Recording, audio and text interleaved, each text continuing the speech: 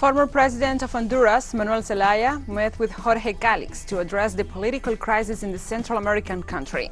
During their meeting, a deal to preserve peace and fairness in the Congress was struck. The United States doesn't rule out the possibility of sending military reinforcement to Europe in view of the tensions in the border with Russia. Before leaving Madagascar, the passage of Cyclone left 20 people dead and dozens injured, while thousands of victims are seeking help from the island nation's authorities.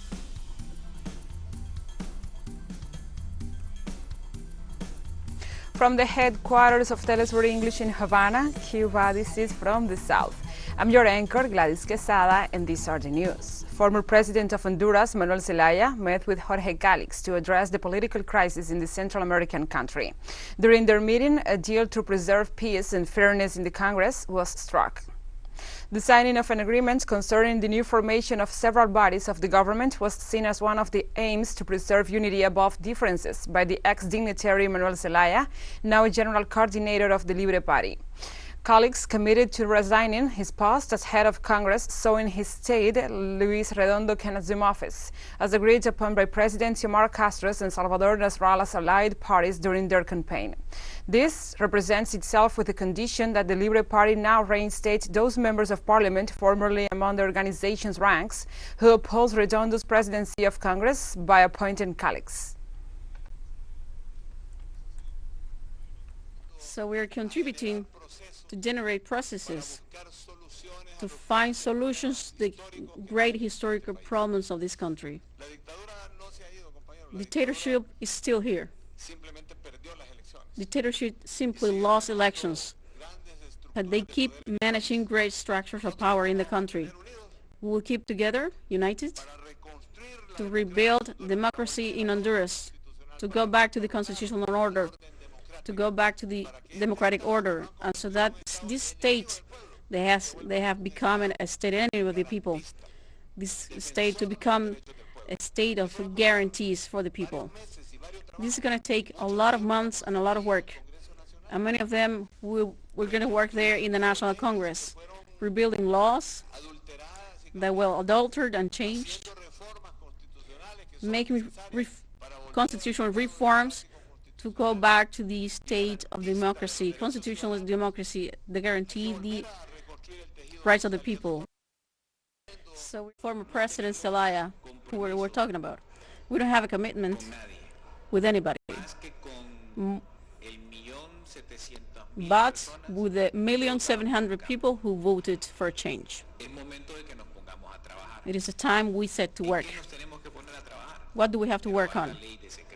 In eliminating the secrecy law, in lower the prices of the basic products, in promoting laws that generate jobs. That's what we have to work on. We only made a lobby to get the votes, but we have no commitments. Each one of the offenses and the lies that have been said about these people and those who decided to support me and this Refoundation Party. So these slanders, we're going to shut them up with actions, because it is with actions that we respond to slander. Now we'll move on to other topics. The president of Peru, Pedro Castillo, reaffirmed his position on governing until the end of his term and carrying out his campaign promises amidst the harshening of the slander campaign conducted against him and his party by the far-right opposition and the media.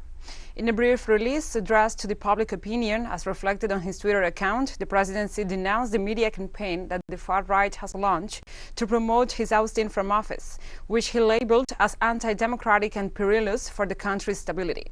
The official denied the claims, saying his staff overstepped boundaries concerning the decision-making process, while condemning the attempted soft coups carried out against his rule that respond to a set of wealthy minority interests. The president also ratified his commitment to the people of Peru.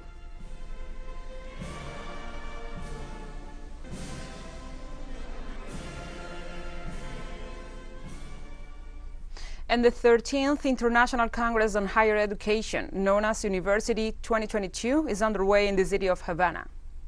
This year's central theme was the use of innovation for sustainable development, mainly pointed out a link between universities and the business sector. The event is held in a mixed modality with both face-to-face and virtual encounters. Academics, professors, and students from some 20 countries around the world were invited, and 1,786 papers on the event's theme were selected, of which some 200 were from foreign participants. The president of Cuba, Miguel Díaz-Canel Bermúdez, offered the opening remarks of the event, where he denounced the advances made by the capitalist system in strengthening inequality in the midst of the pandemic caused by COVID-19.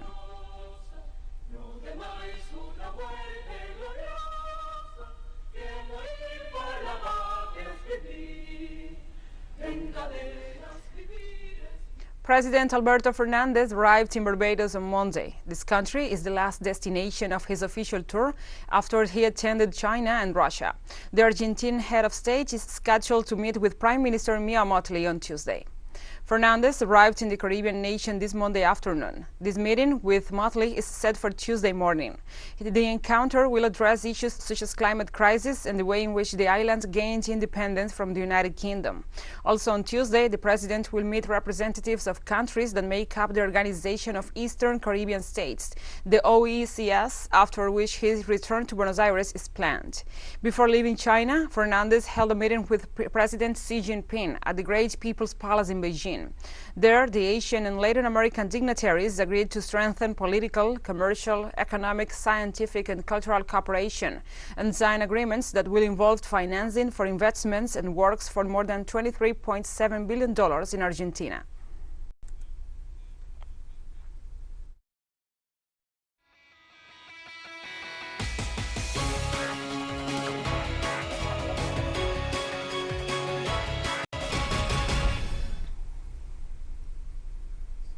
We focus now in Costa Rica as the vote count continues and the national electoral authorities are set to provide a final result this Tuesday.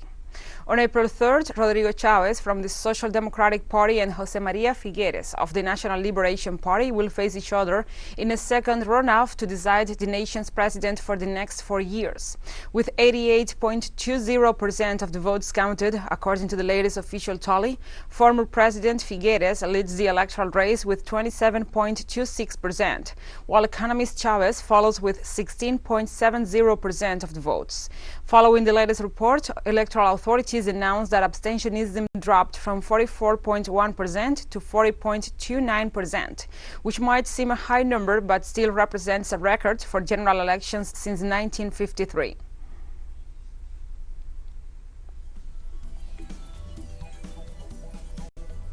We'll take a short break now. Join us again after this.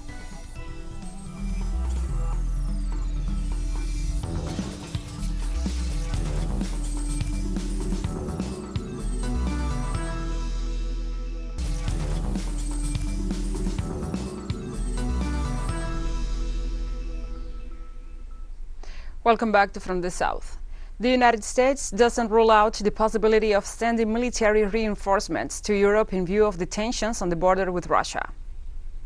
The information was released on Monday by White House Press Chief Jen Psaki, who said it has always been an option considered by the Defense Department and its NATO partners. It confirms Washington's policy towards Russia and the current situation with Ukraine, which is why it recently sent troops to Romania, Poland, and Germany. In this regard, John Kirby, Pentagon spokesperson, pointed out that the purpose of this deployment is to support the allies, but made it clear that these troops will not stay in the region forever. On its part, Moscow rejected the accusations and denies having plans to attack the country, while defending its rights to move troops within its territory.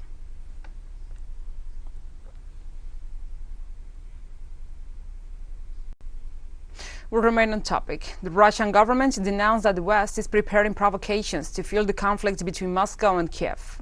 Russian Foreign Minister Maria Zakharova said on Monday that the West is trying to prepare the media space for a series of major provocations, including military ones linked to an alleged attack on Ukraine.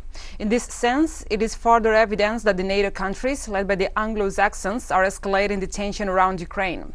Moscow urged London to abandon provocative actions and stop spreading nonsense. Russian Foreign Minister Zakharova also said that both publications were denied by the foreign ministries of Russia and China.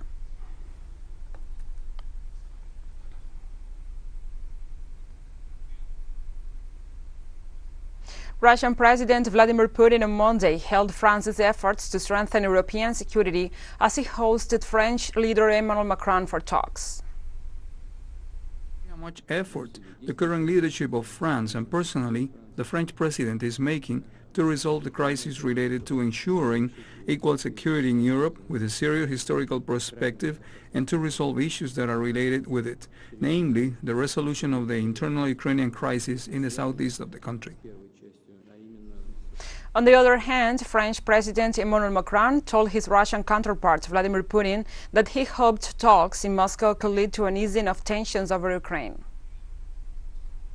The discussion today, in my view, can begin to move towards what we need to do, which is de-escalation, the terms of which we know, the political-military situation, the Ukrainian question, the importance of which you have reminded us, and the Normandy model, the security situation in Belarus and in the whole region, and the major issues of collective security that we are going to discuss. So I am delighted to have the opportunity to go deep into all these subjects and to start building a useful response collectively for Russia and for the rest of Europe.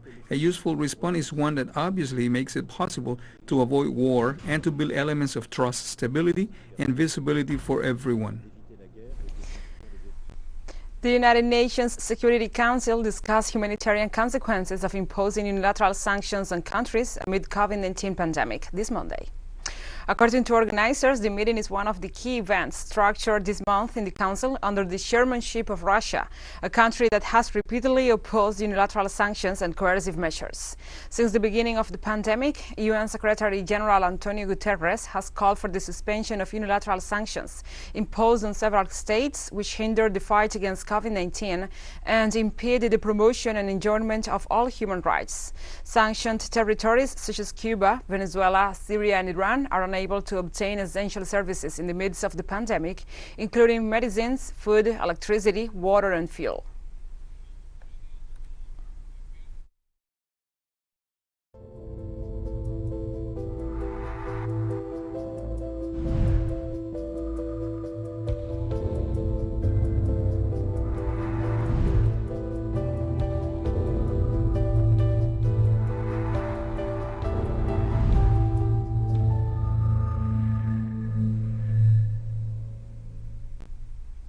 Now we address other topics. Given the behavior of many governments that choose to underestimate the deadly impact that the Omicron variant is having on the world's population, the World Health Organization insists on continuing to implement mass vaccination and asks for the respect of international health safety standards. The situation with COVID is very dynamic. We are seeing a record number of cases being reported to WHO each week. Every day, between 3 and 4 million cases are being reported to us, and we know that this is an underestimate of the true number of cases. What is extremely concerning is that we are seeing increases in deaths, and in the last 4 weeks alone, we've seen a sharp increase in deaths around the world. Omicron, the latest variant of concern, has quickly replaced Delta, the last variant of concern that was circulating globally, and this has happened very quickly. We've seen a very sharp peak in cases around the world, but not all countries have peaked in terms of their cases. And as I said, the deaths are also increasing as well. And Chile began administering a fourth dose of COVID-19 vaccine for its population over 55 years of age. Until then, the fourth dose was reserved since January 10th to immunocompromised persons, healthcare workers, and elderly people in nursing homes. Of the 18.9 million people aged 3 years and older, only 2.1% have so far received the fourth dose. A total of 89.6% completed their basic vaccination schedule with one dose or a double shot, and 33.9% received the third or booster dose. So far, the country has purchased 51.5 million doses from Pfizer, BioNTech, Moderna, AstraZeneca, Sinovac, CanSino, Sputnik, and Janssen. The country began this fourth dose process in the midst of a wave of contagions with record daily figures of over 30,000 confirmed cases. Although the high vaccination rate helps to ensure that most cases are mild and do not result in hospitalization or death.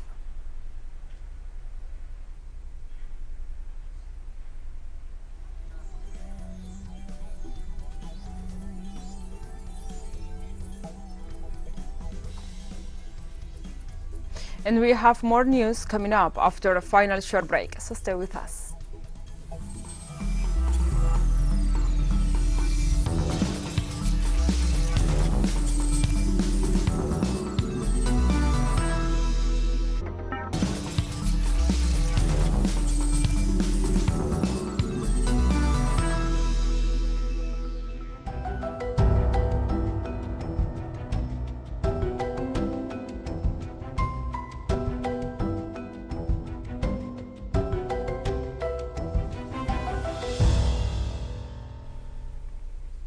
Welcome back to From the South. Before leaving Madagascar, the passage of Cyclone Batsirai left 20 people dead and dozens injured, while thousands of victims are seeking help from the island nation's authorities. According to the latest update from the Office of Risk and Disaster Management, the weather phenomenon produced about 55,000 displacements. Last Saturday, Batsirai swept through Madagascar in a 150 kilometers long, heavily populated coastal area with wind gusts of 1 to 165 kilometers per hour. It then moved westward, where it caused floods that devastated rice fields in the center of the country. Due to the effects of the agricultural sector, a crisis is expected to worsen the country's complex food situation.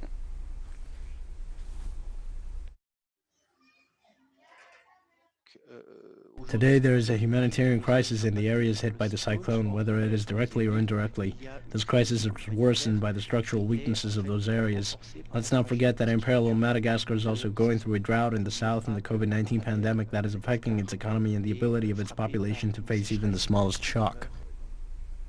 Sudanese security forces fired tear gas on Monday at dozens of demonstrators calling for civilian rule and justice for protesters killed last year's coup. The tear gas was fired as demonstrators were heading towards the presidential palace in the capital, Khartoum, in the latest rally against the October coup led by Army Chief Abdel Fattah al-Burhan. Regular mass protests have been held since the coup, which derailed Sudan's rocky transition to civilian rule following the 2019 ouster of President Omar al-Bashir. At least 79 people have been killed and hundreds wounded in the crackdown on anti-coup demonstrations. Monday's protests took place despite heavy security presence. It came only 2 days after dozens of pro-military demonstrators rallied against recent United Nations talks that aim to help resolve the political crisis.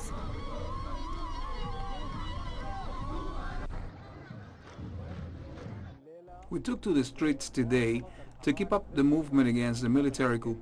We will continue our demands. They are clear.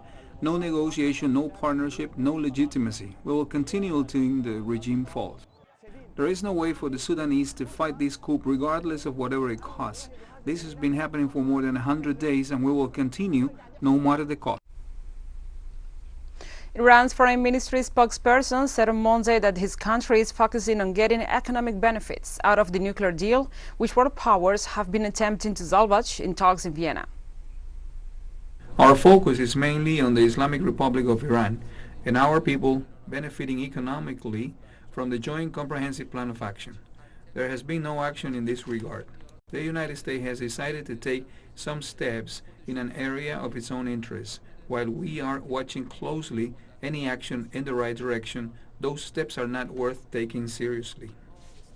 The Islamic Republic of Iran expects that necessary decisions have been made by other parties, especially in Washington. The issue of removal of sanctions and Iran benefiting from economic aspects of this comprehensive plan of action is a key issue and Iran's red line. And China urged the United States to take the right step towards the Iran nuclear issue by waiving sanctions on Iran's civilian nuclear programs and overhauling its erroneous policy. China welcomes the U.S.'s decision to waive sanctions on Iran's civilian nuclear program and believes that it is a step in the right direction. The talks on resuming compliance with the Joint Comprehensive Plan of Action are currently at a crucial juncture. As the culprit of the Iranian nuclear crisis, the U.S. should completely correct its wrong policy of maximum pressure on Iran and lift all illegal sanctions on Iran and third parties. On this basis, the Iranian side should resume full compliance. The government of China strengthens bilateral relations with several countries participating in the opening of the Beijing 2022 Winter Olympics. More than 30 leaders from various countries and international organizations took part in the opening of the Olympic Games on Friday, February 4th, including UN Secretary General Antonio Guterres, Russian President Vladimir Putin, and the leaders of the United Arab Emirates, Qatar, Ecuador, Tajikistan, Uzbekistan, Egypt, Turkmenistan, among others. The Chinese president held meetings with these personalities, and they agreed to strengthen bilateral cooperation ties. These leaders also agreed to work together to confront the COVID-19 pandemic, to defend multilateralism, and to reject the policies of international pressure and sanctions.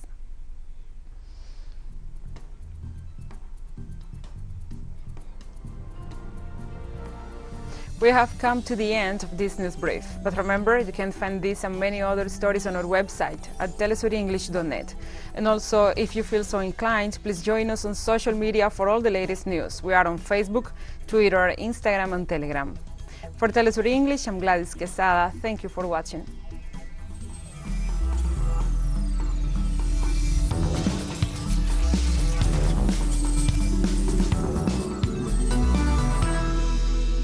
In a world